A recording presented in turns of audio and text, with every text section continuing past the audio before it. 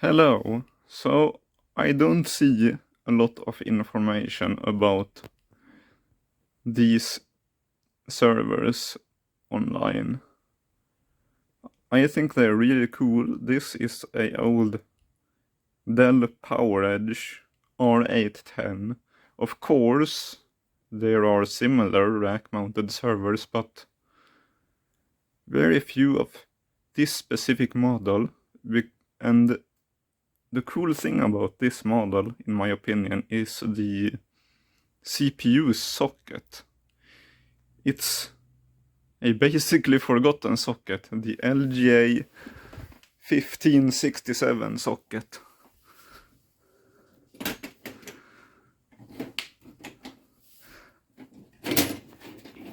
So this is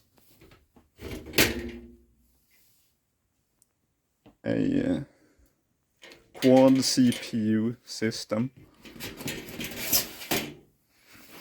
You can see the 4 coolers here, and then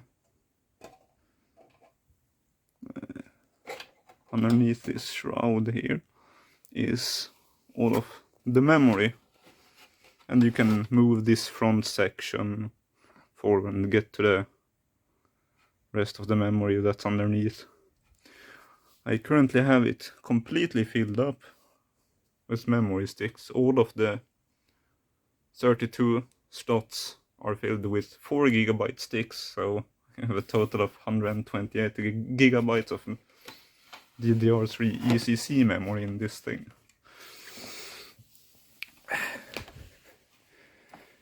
And the CPUs are actually really cool. I will show you what they look like later, because I'm not gonna start removing the coolers. But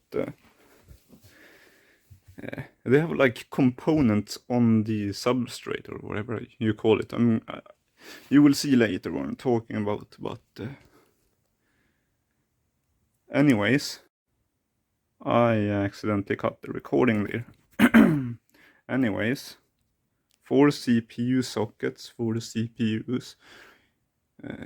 You can run this, I'm pretty sure, with just the middle 2 CPUs installed. But you won't then have access to the memory in the outer banks. But there is a special, like,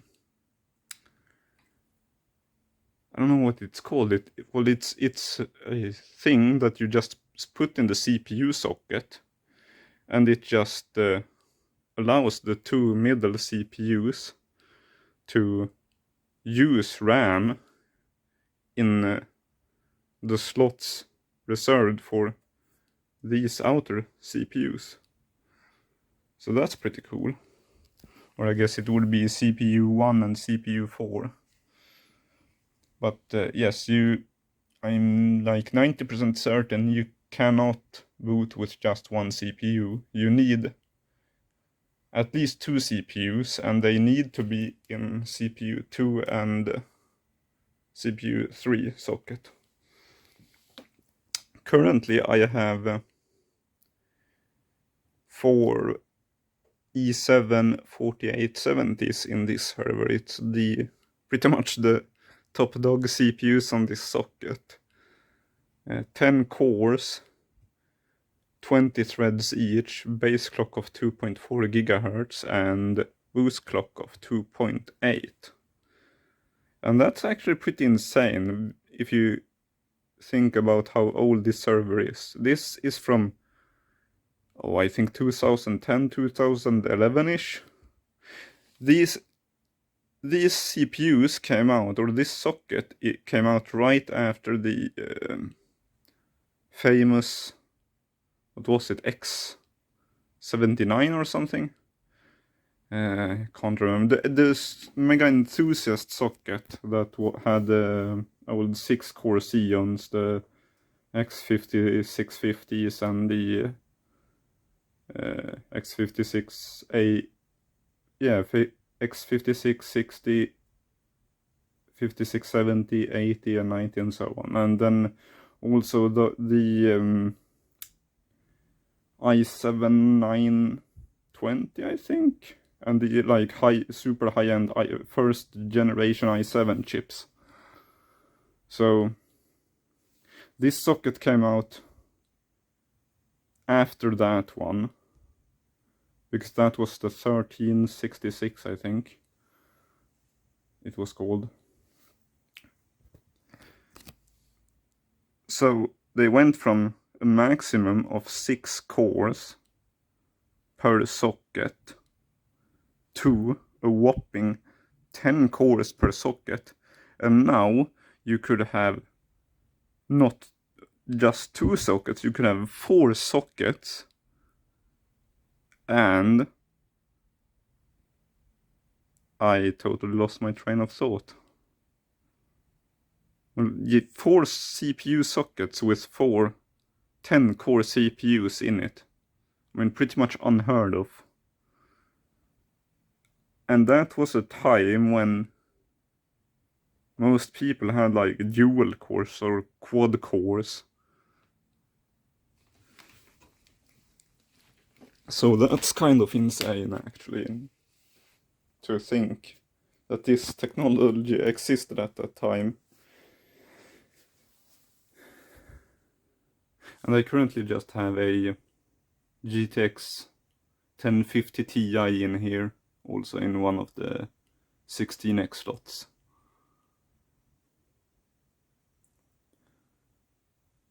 And I currently pretty much just use it as a NAS, but I do not actually have it turned on a lot because it consumes a lot of power. But you will see a benchmark later in this video on Y-Cruncher, which I was really disappointed by. I am pretty sure it's because I ran the benchmark from a USB stick. I had Ubuntu on a USB stick and just live booted it, because the performance shouldn't have been that bad. But I will show you that anyways.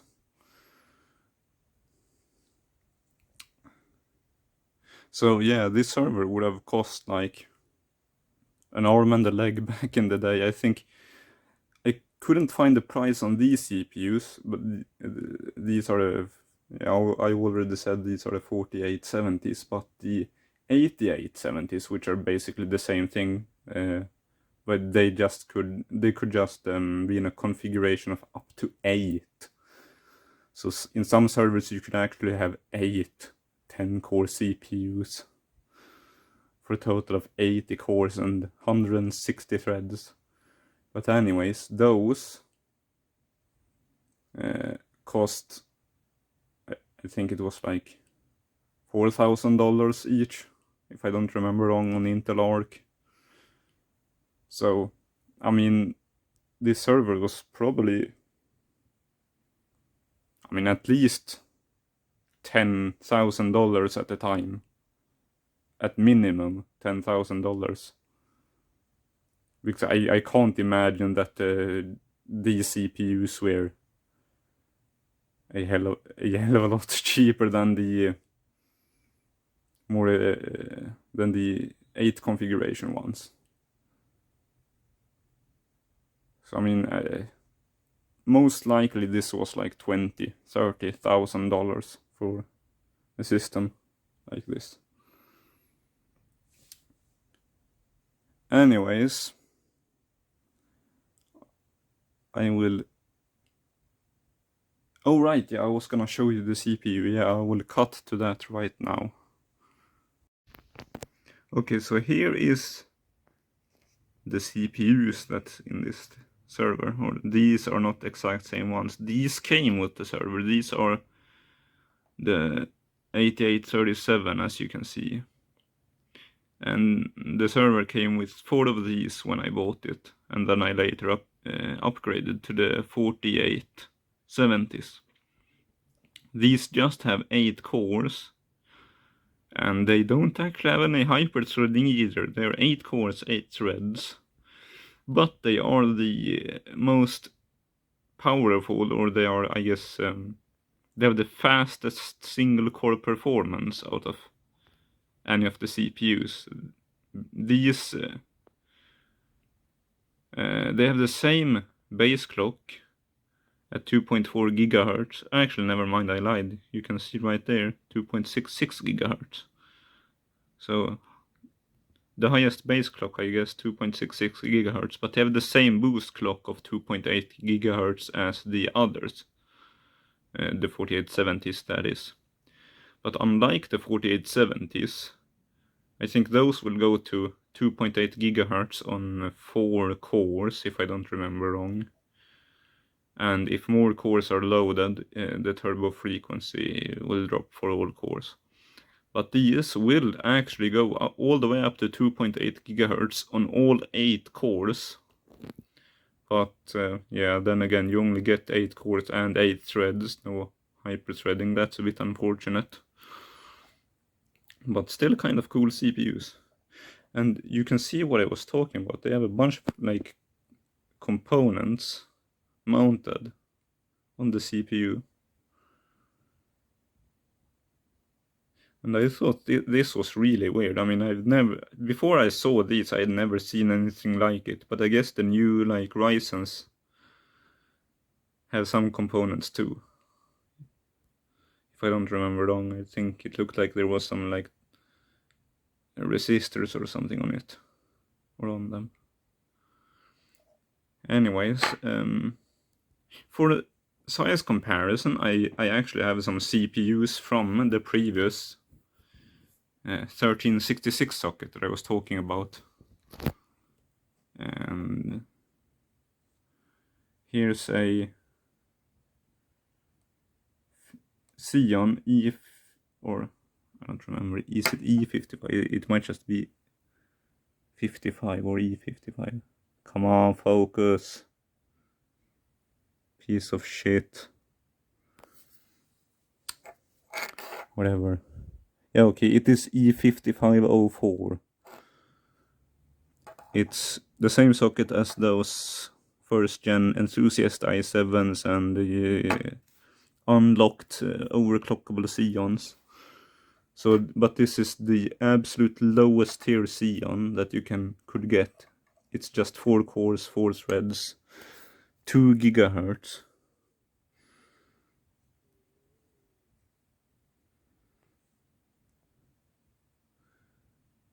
Yeah, okay, let's see. Yeah, no, it's focusing a bit better.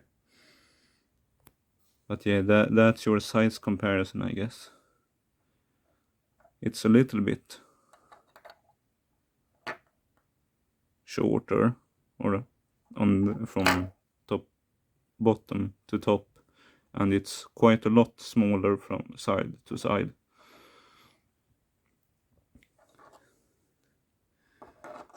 And I guess we can flip these around too.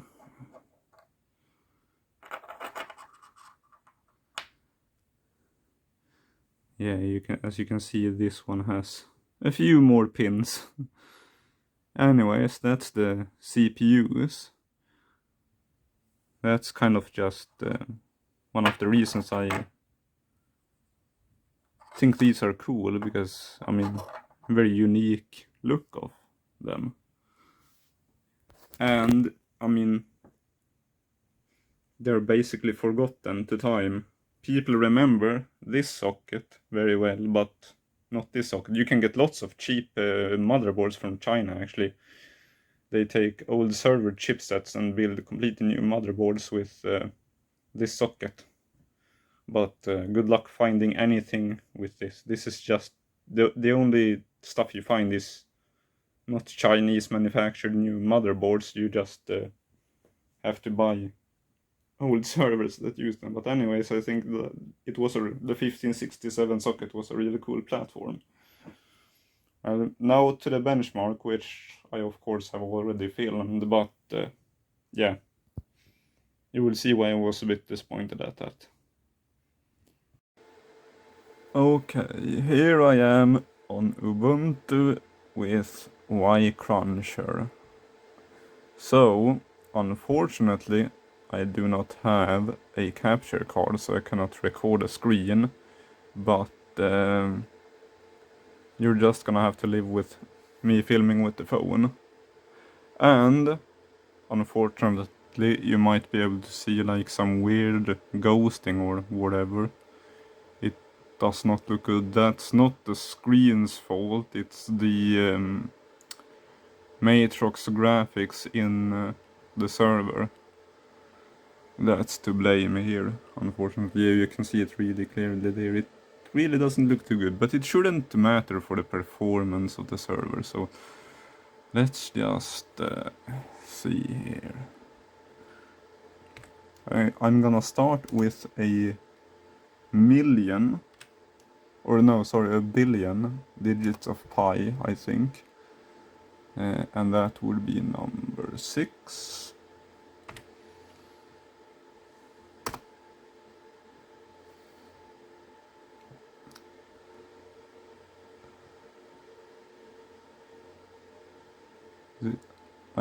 This really shouldn't take too long, I would hope.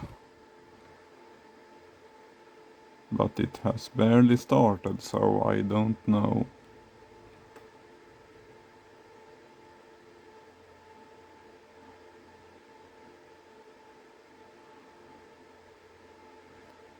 My normal PC that has a i7 9700 KF did this in almost a minute exactly.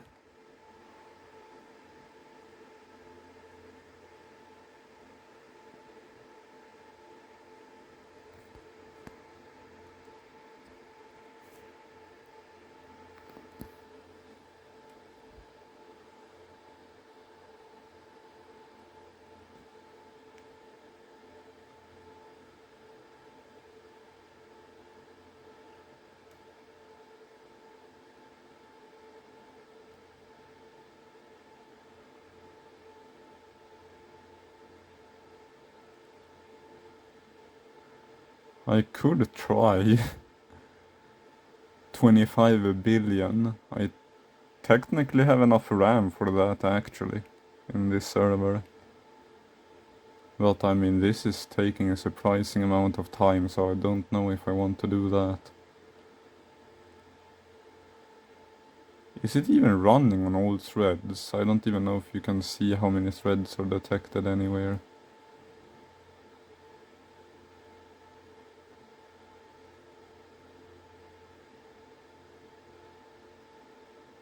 Huh. Maybe it's slow because it doesn't have any AVX instructions, it's too old.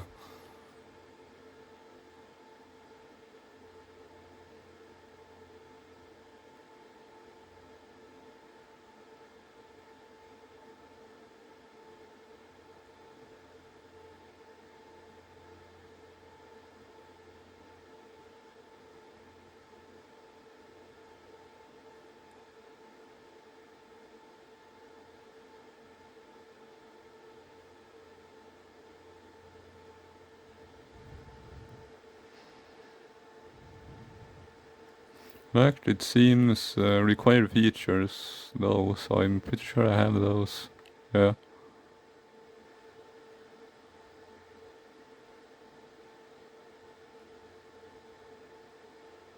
Okay, yeah, here we go. Forcing core hand, yeah, it did detect all of them. Under 4 NUMA nodes. Did detect all the 80 threads. 4 CPUs.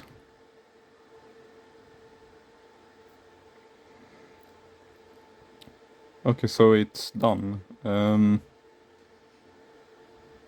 long did it take though? Where's that number? I don't remember.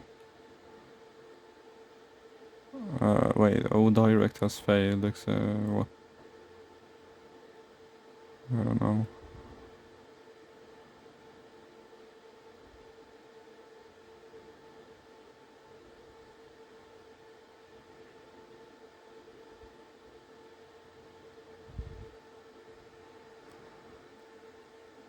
That's weird. 3 minutes. Really? Well, I am running this on a bootable USB stick, so I wonder if that has anything to do with it. Because that feels really slow. I mean, sure, it's 40 really slow cores, but it's 40 cores. Come on, man. Oh well.